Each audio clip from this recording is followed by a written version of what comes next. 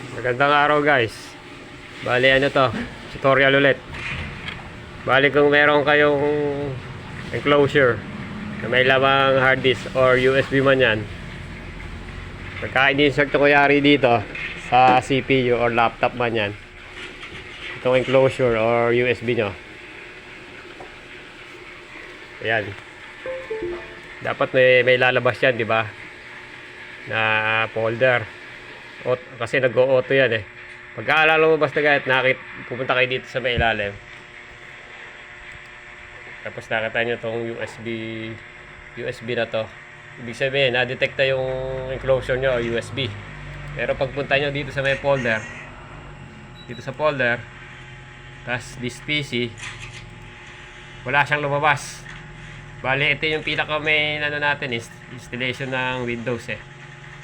Hindi, wala siyang lumabas. Tapos akalaan nyo, sira na yung USB nyo or yung hard disk.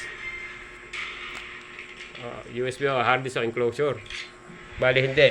Nandito lang yan. Bali X nyo to. Punta kayo dito sa may Windows.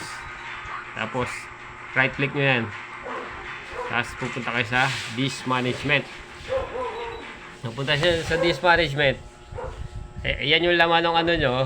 Yung laman ng enclosure ko o USB nyo man, yan lang. Bali ang gagawin nyo dyan, right click nyo, tapos pupunta kayo dito sa dito sa ano, change drive letter and paths. Pindutin nyo lang yan. Nakita nyo wala siyang letter, yun yung kasi yung pinaka ano nyo para lumabas yung folder.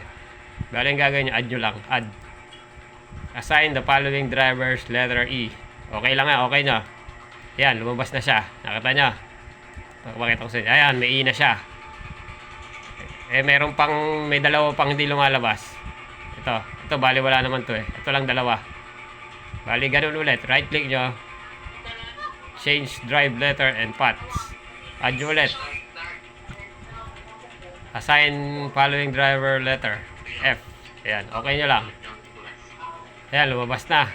Tingnan natin ulit. Ayan, dalawa na. E saka F. Tatlo yung file doon.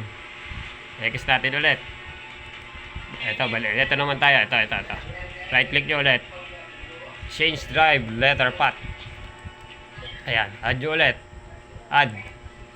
Tapos, ayan, nakalagay. Assign the following drive letter. G.